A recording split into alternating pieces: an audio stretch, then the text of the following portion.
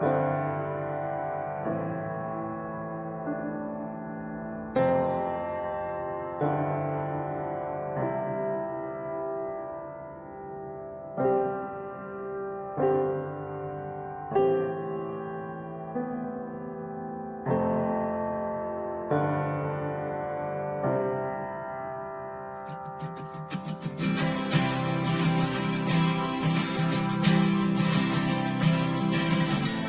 be humble, to be kind,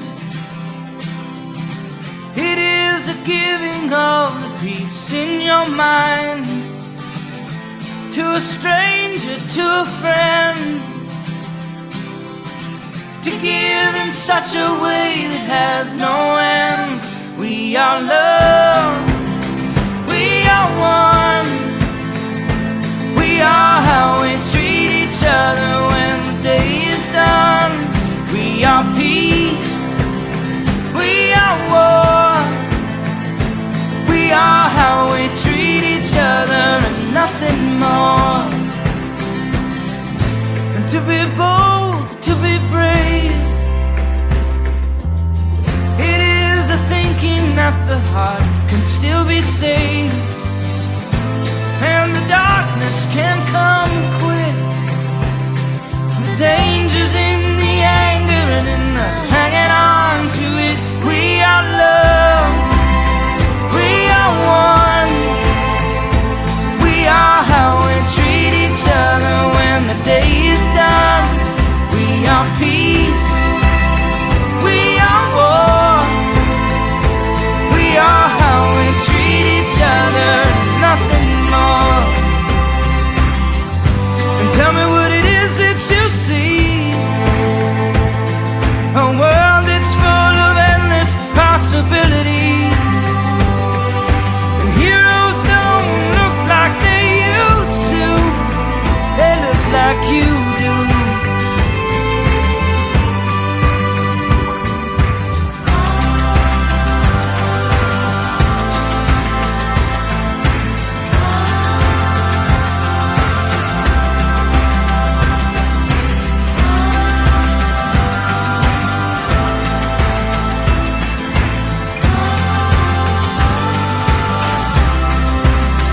We are love, we are one, we are how we treat each other when the day is done. We are peace, we are war, we are how we treat each other, nothing more. We are how we treat each other, nothing more. We are how we treat each other.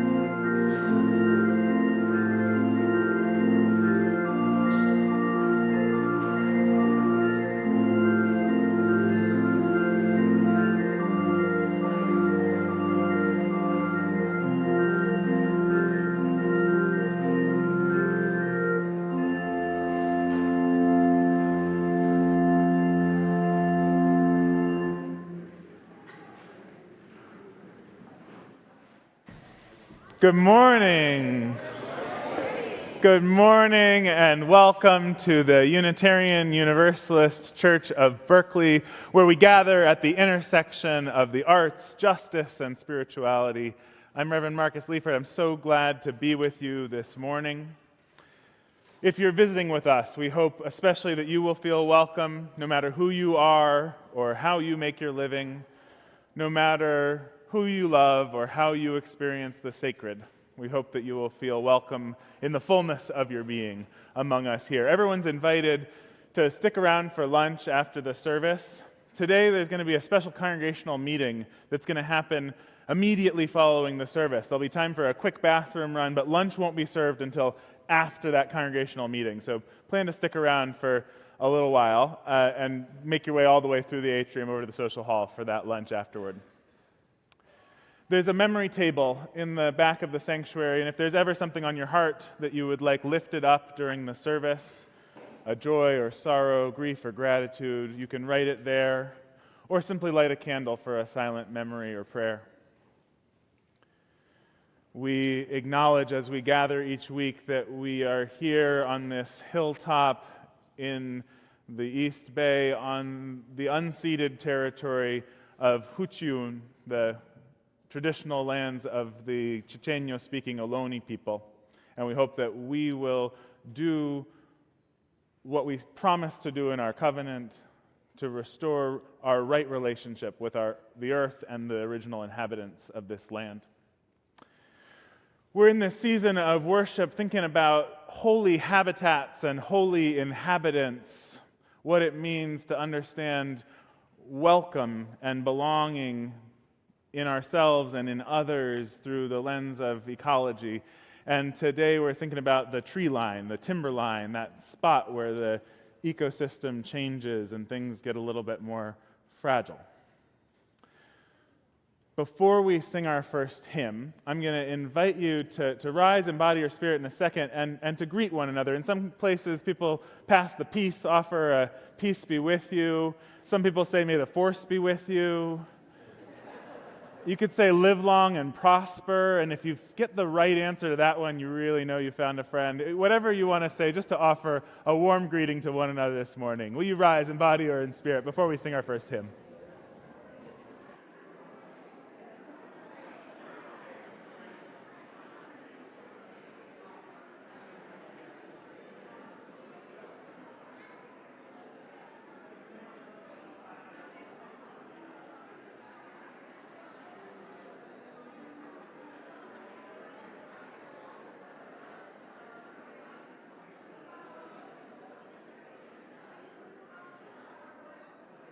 That are there.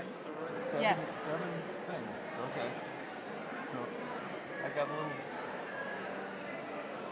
little different intro, so watch me. Okay. Great. Brian's going to play to shut them up. Oh. And then you Good get luck. to do your intro. Okay. I thought we were shutting them up. Well, we'll help you. He's going to start the shutting up, and I then you're see. going to I accelerate. see. I You didn't see. lose Look your at job. all these people. Okay. There we go.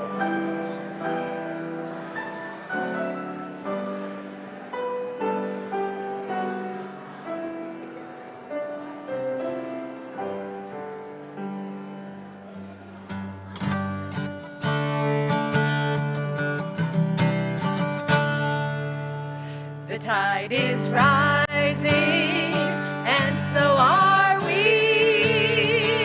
The tide is rising, and so are we. The tide is rising, and so are we. This is where we are called to be. This is where we are called to be.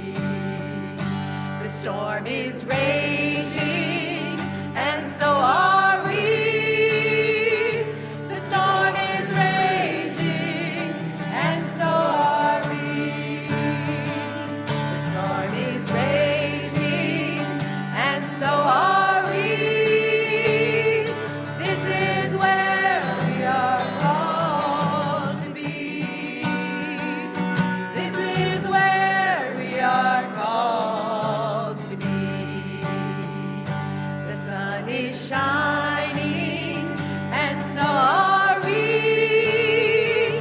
The sun is shining, and so are we. The sun is shining, and so are we. This is where we are called to be. This is where we are called to be. The world is ready, and so are we. The world is ready, and so are we. The world is ready, and so are we. This is where we are called to be. This is where we are called to be. The tide is rising, and so are we. The tide is rising, and so are we. The tide is rising, and so are we. This is where we are called to be. This is where we are called to be.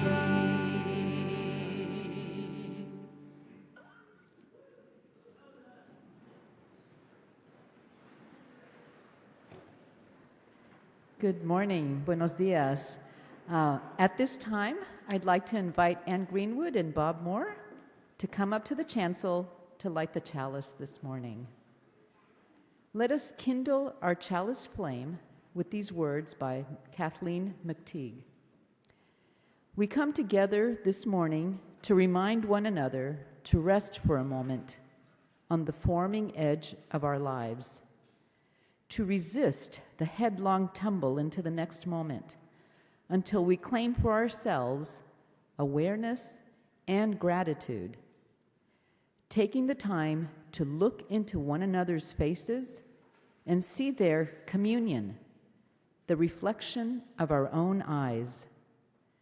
This house of laughter and silence, memory and hope is hallowed by our presence together.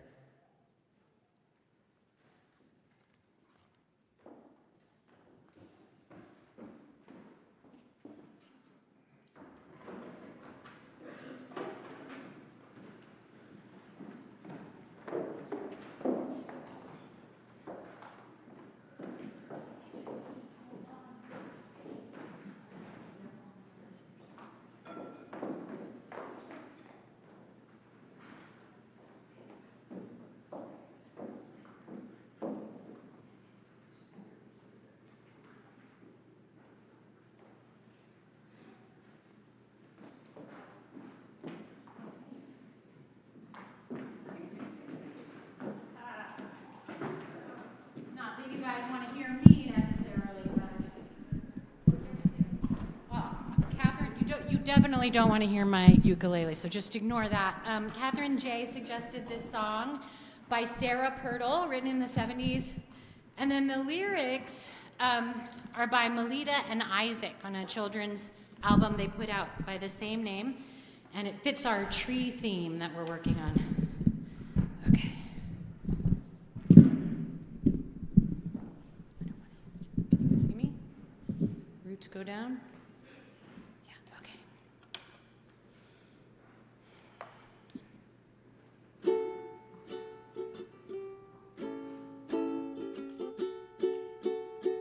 My roots go down to the earth, my roots go down to the earth, my roots go down to the earth, my roots go down.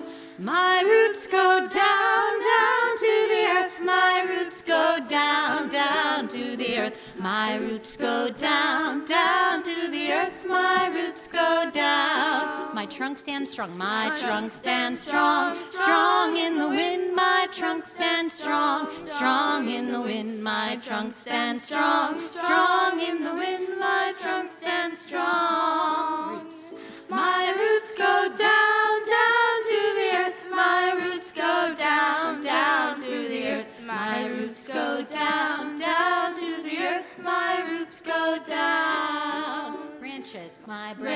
branches reach, reach for the sky, my branches reach, reach for the sky, my branches reach, reach for the sky, my branches reach. My roots go down, down to the earth, my roots go down, down to the earth, my roots go down, down to the earth, my roots go down. My leaves they turn. My leaves they turn, turn to the light, my leaves they turn, turn to the light, my leaves they turn, turn to the light, my leaves they turn. My roots go down, down to the earth, my roots go down, down to the earth, my roots go down, down to the earth, my roots go down. My fruits I give from my heart. My Fruits I give from my heart, my fruits I give from my heart, my fruits I give from my heart, my fruits I give. My roots. My roots go down, down to the earth, my roots go down, down to the earth, my roots go down, down to the earth, my roots go down. My seeds bring forth light. My seeds bring forth light, my seeds they bring forth new light, my seeds they bring forth new light, my seeds they bring. My roots go down, down to the earth, my roots go down, down to the earth, my roots go down, down to the earth, my roots go down. Down.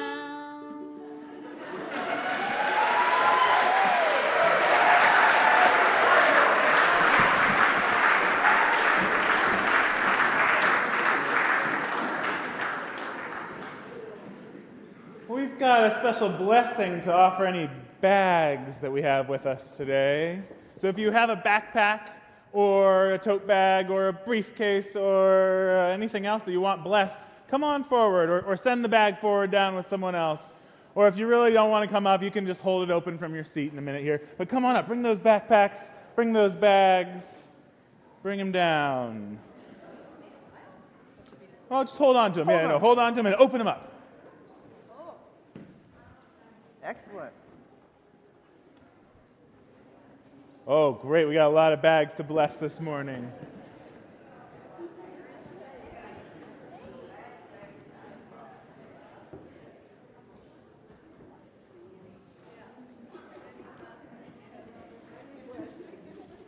So we carry bags with us throughout the week for many reasons. Some of us take books and homework to school.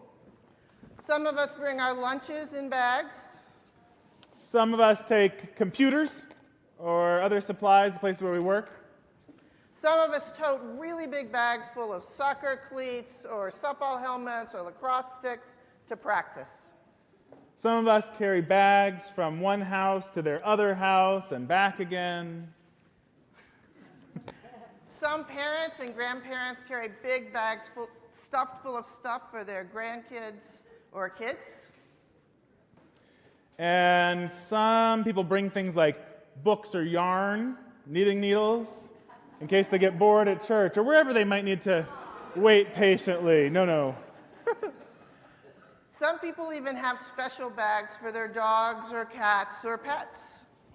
And people forget their bags all the time like we did this morning. So even if you have an invisible bag, Henry, you can get it blessed too.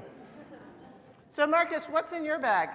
I do have a computer here that I use this a lot for talking to people. Talking to people. Talking to people, yeah. Sending messages. I've got my journal here. I do a lot of writing in here too. Something fell. Oh, there's a little coffee and sugar packet from a ceramics workshop yesterday in here.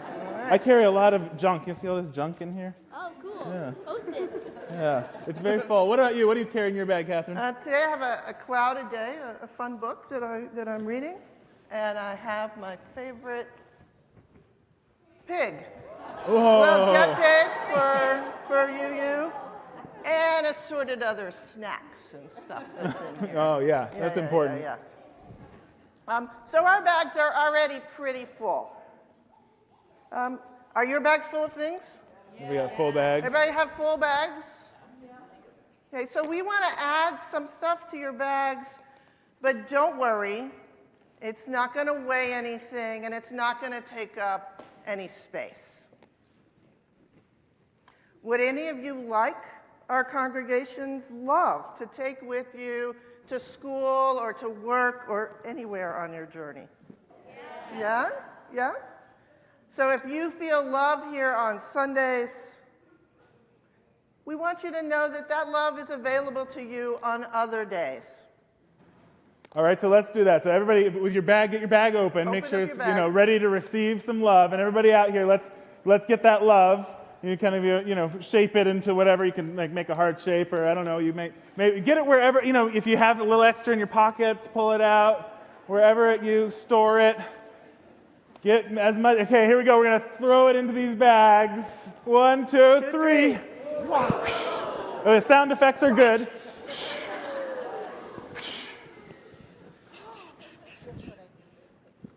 Well, that was fun. Let's add something else to your bags. I know that sometimes I get nervous when I go to school or to work or really anywhere, and I need to feel brave. And so one of the things that this congregation gives us is some courage.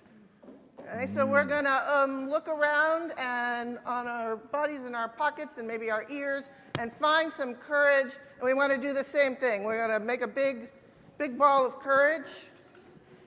Big ball of courage. All right, on 3. 1, 2, 3. Let's throw some courage. Woo! Oh, that's good. Okay. All right, now just call out. What else would you want to do that with? What else do you want to get in these bags? What else do you need in your bag? Hope. Oh, yeah, we could use some hope. Yeah. Joy. Answers to your math homework. Yeah, definitely. I don't know if that's out here, but maybe. Kindness. Nice. Faith. Compassion. Time travel. Yeah, that would always be helpful. All right, here we go. Right, whatever it is, ball those things up. Here we go. We're going to send them all into these bags. And okay, somebody already said it, but for sure, wherever we go, we want to carry a little bit of joy with us. A little bit of joy, a little bit of fun. So wherever you are on your journey, let's gather up some joy and make that happen. It's our last ball. Everybody, nice big ball of joy. Okay, on 3. 1, 2, 3. Woo! All right, everyone got all your blessings in your bag? It might not look any different or feel any different. It is a little heavier, it's a little fuller. Good. Mine feels lighter. It feels lighter. It feels lighter. I hope that next time you use your bag, you'll remember that it's got all of these blessings in it. Remember that the Spirit of life is with you wherever you go, whether you're at school or work or home, anywhere you take your bag or don't. That this congregation cares about what happens to you wherever you go. And if you need more love or courage or joy, you just come back here and ask for it. All right? We're going to give you a little blessing. So I'm going to invite you to come on forward and take one of these little tags. It's a physical reminder of all of these invisible blessings. And I'll offer you a little blessing, and we're going to sing all together while people get their blessings. A little different version of Guide My Feet.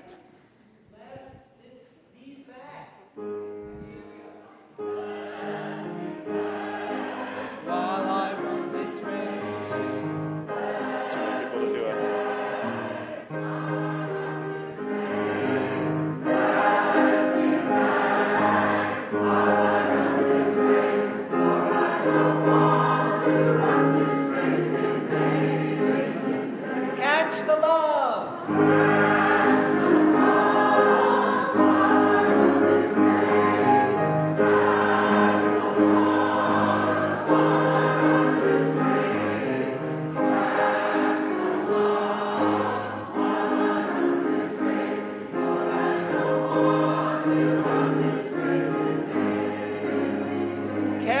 the joy.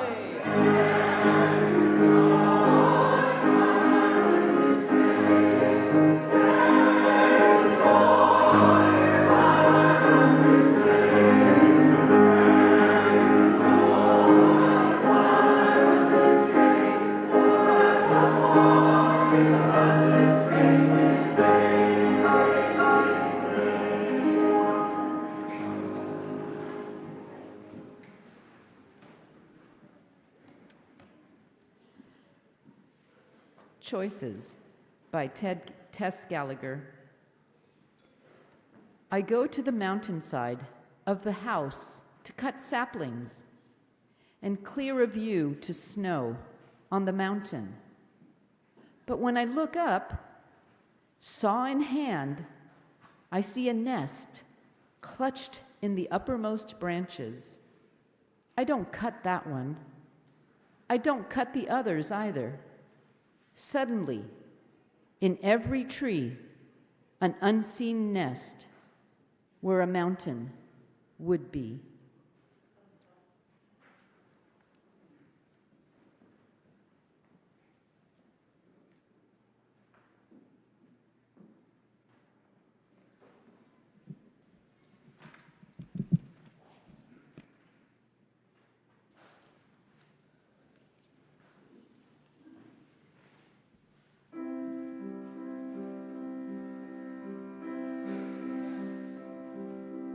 In your face, I see a lifetime.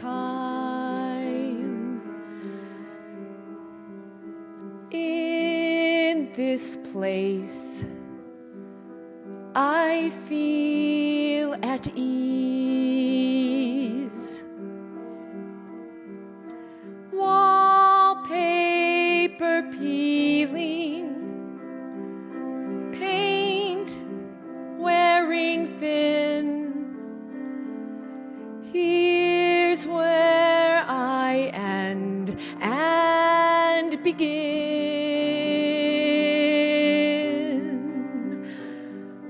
I don't need a roof to say I'm covered. I don't need a roof to know I'm home. There could be a single shingle dangling overhead. I don't need a roof to make my bed. Close your eyes, I'm here beside you. No goodbyes needed today. Hear what the rain says, know what it knows. After the rain, something grows. I don't need a roof to say I love you. I don't need a roof to call you mine. I don't need adventure in some faraway frontier. I don't need a roof to feel you near. All I need is you and you forever. All I feel is true and absolute. I don't need a legal deed to help me play my part. I don't need a roof to hold my Stay with me. Stay with me.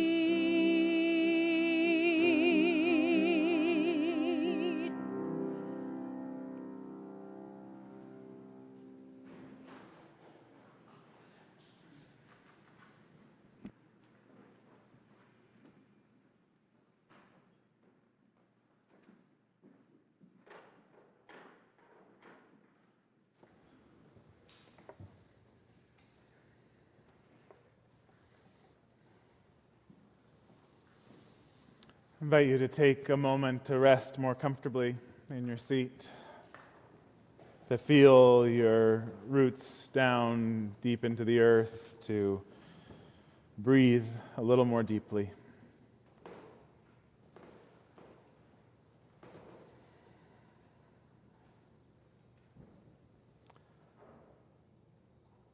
Suddenly, in every tree, an unseen nest where a mountain would be.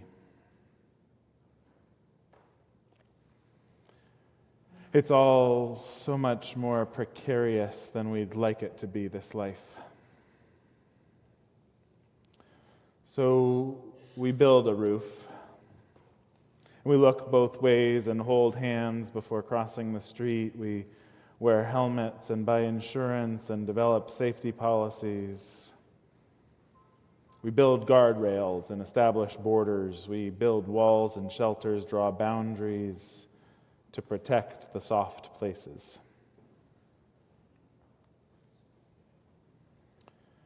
Wrap ourselves in layers that guard the tender heart within. And it's good to know where we need protection, good to honor our vulnerability. But no precaution can protect us from the fragility of this life. We touch and are touched. We disturb and are disturbed. No one and nothing escapes the ache of change, the inevitability of loss. O God of fragile beauty, help us protect what is precious without retreating into isolation. When the powerful would use our fear to clear-cut life all around, remind us that to be human is to be both powerful and vulnerable. That we are called to welcome the stranger not because it is safe, but because we too are only guests, perched precariously in unseen nests. Let us live with courage, not by fortifying ourselves against life, but by staying close to the places that are tender and exposed. May this quiet, this stillness among us, hold us in our power and our vulnerability.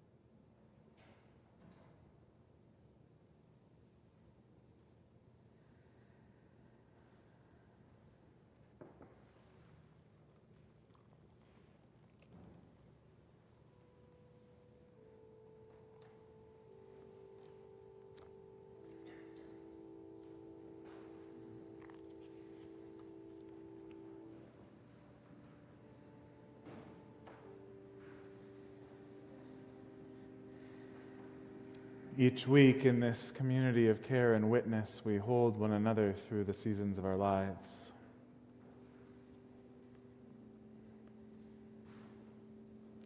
Today we lift up with Andrea Brewer-Thompson, yes, there is light. My daughter Anne started now long-term treatment for her pain yesterday. We have hope.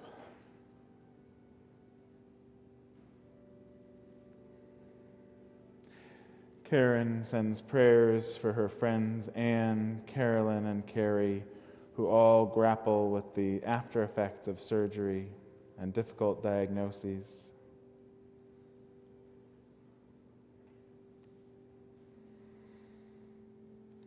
And we hold with tenderness Wynn, letting my body gently process my emotions.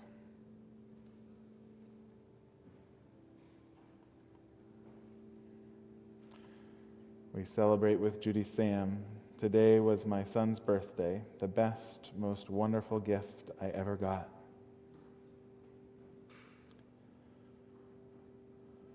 And with Nicole, very excited to be back with new baby Dylan in tow. Welcome, Dylan.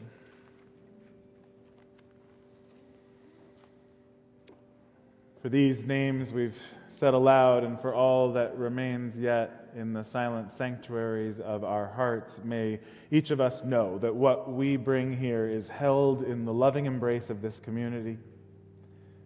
And by that love beyond all naming, that mysterious source of being that cannot and will not let us go.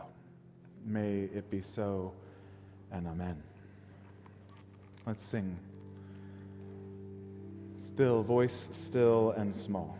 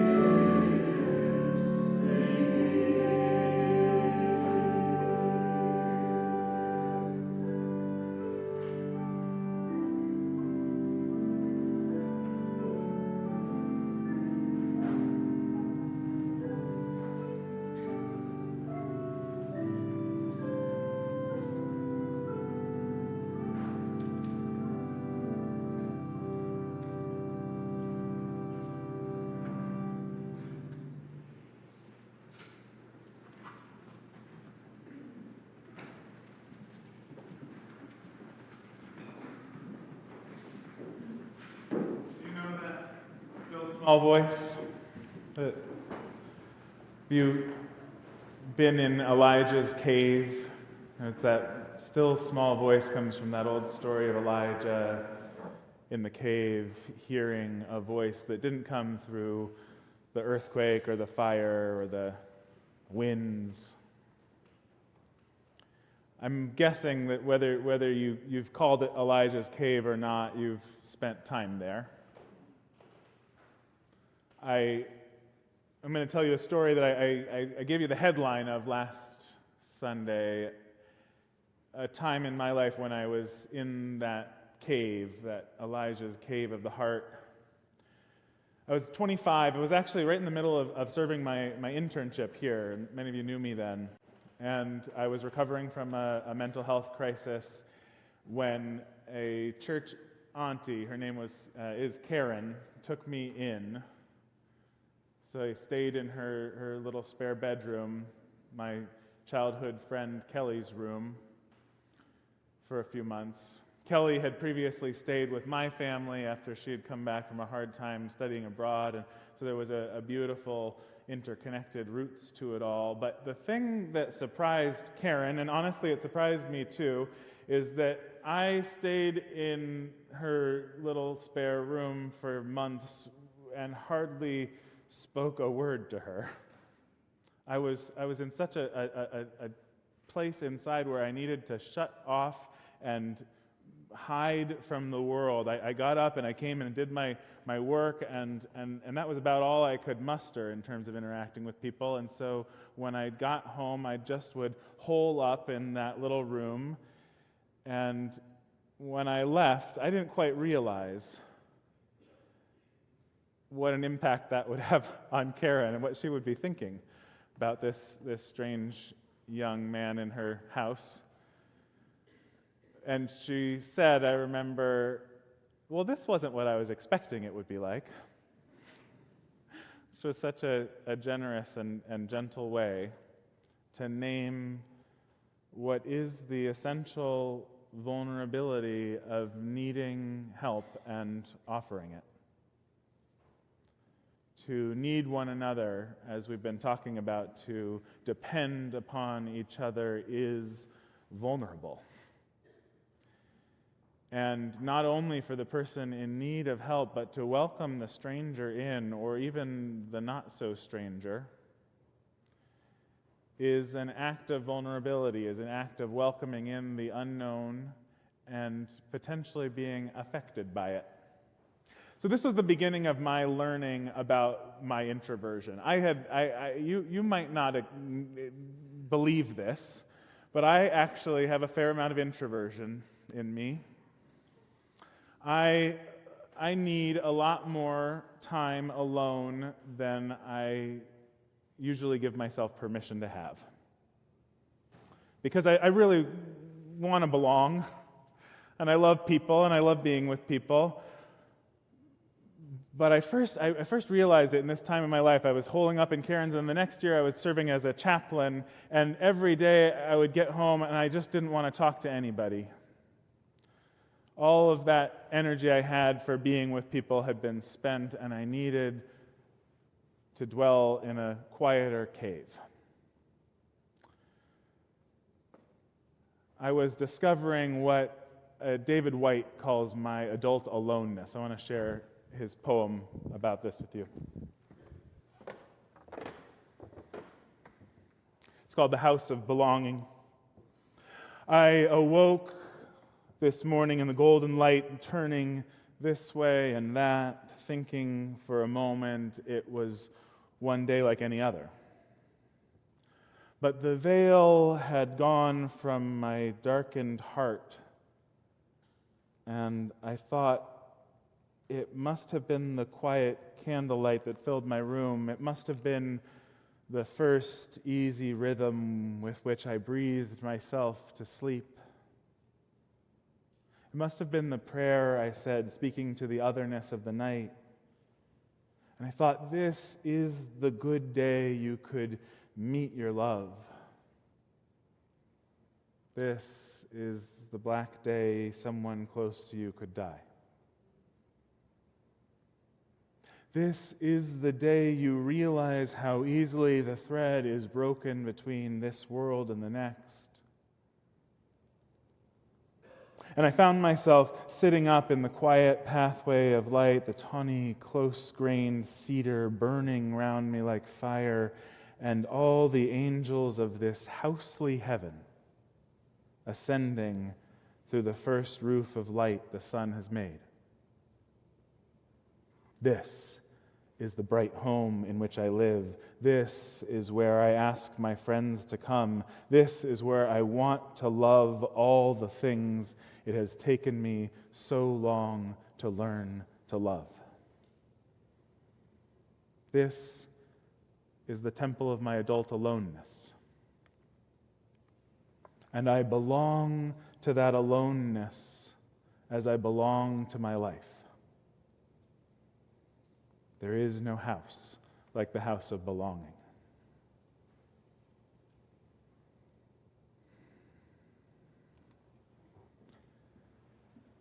So here's the counterpoint to what we were talking about last week, about all those roots intermingling and caring for each other. Community, it is essential on the journey, but there are far reaches of the territory of the soul where no one can accompany us. Heights where the community of interconnected roots gives way to a more delicate, fragile ecosystem above the tree line. We need to bring our backpacks with us there. And we need them to be full of the blessing of community. Because we're not going to survive the journey without, but the community itself can't accompany us there. I remember learning about that alpine ecosystem growing up, going to Yosemite. One of my moms, Laurel, she had worked in Yosemite throughout her 20s, and often summer would bring a trip to Tuolumne Meadows up in the high country. And I was cautioned as a curious kid who didn't particularly like the hiking, but was interested in exploring, about the damage that I could do to the alpine ecosystem, how delicate and fragile life is there above the tree line.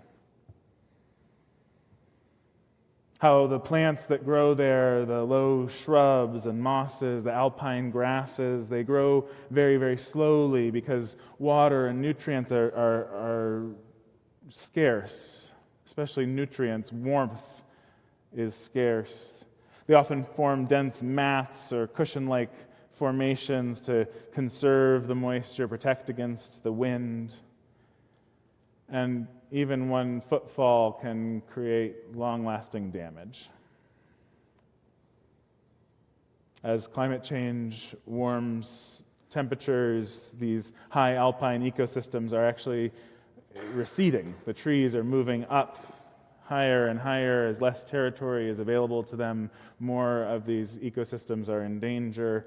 And as an aside, I hope that you have on your calendars this last weekend of the month, we're going to have a climate revival. We're joining Unitarian Universalists all across the country in thinking about how does climate justice connect all of our values and justice work, and how it is the lens through which we need to understand what it means to be a people of faith in this time. So we'll be talking about it that Sunday. There's a workshop on Saturday. I hope you can be there.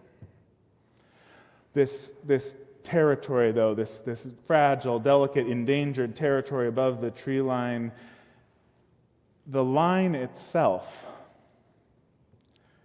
and it's usually not quite as discreet as that, it's a reminder that there is a boundary, there is a need for separation. It's that decision to end the conversation or the relationship, to decline the call, to not hit send on that hastily, furiously tapped out email. The way in which healthy connection sometimes looks like distance, the way that boundaries serve to protect the fragility and vulnerability of life.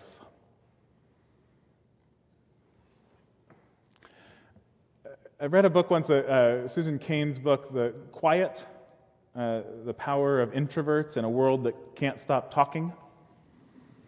And she talks about, and this has become kind of a in vogue term in some circles, HSPs. Do we have any HSPs here? Self-identified HS? You know what I'm talking about. Highly sensitive people. I think we might have a higher quotient in church life than the general population. And this quality of naming, of recognizing our sensitivity, is not easy in our culture. To celebrate highly sensitive people and the need for them, the creativity and the care that they can bring to a community, it's something we all benefit from but have a hard time recognizing, I think. I remember thinking about this in a story that Richard Powers, who wrote the Over story, the book after that he wrote was Bewilderment, and it was this story of a son and a father and a son, who were grieving because mom had died.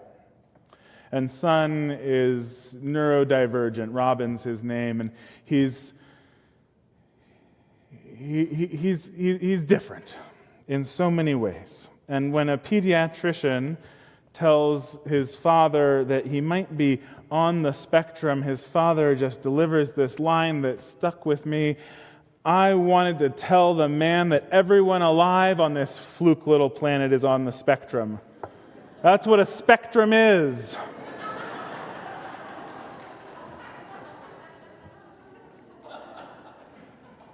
We're all finding ourselves on these many, many spectrums, right? Our culture, Anais Nin says, has made a virtue of living only as extroverts. And by doing so, we've discouraged the inner journey, the quest for a center. So we lost our center, she says, and we have to find it again. And Susan Cain says in that book, we've gone from being a culture, having an American culture that is a culture of character, to a culture of personality. And I think we see that on the news regularly now. A culture of character teaches us that we are each responsible for tending to our own tree line wherever we fall on whatever spectrum. That to be an adult is to tend to one's own inner experience, to take responsibility for one's choices and feelings. A culture of personality lets us off the hook and says, as long as you can get people to agree with you, it doesn't matter who you blame for your problems or how you demand consolation from others. We're going to talk more about this next week, but those Hebrew prophets, like Elijah, but all of them really, their role was to point out the way that the people had strayed, had lost their way, had lost the roots of their culture, and to call them back into covenant, back into right relationship with each other and the earth and God. And when politicians are fear-mongering about immigrants eating pets, it's a clear sign that the people have strayed. But it's also true, and this is what I've been struggling to think about, is we have within us, all of us, a reasonable fear of the stranger. Those who don't look like us, don't behave like us, come from different cultures, do things differently than us.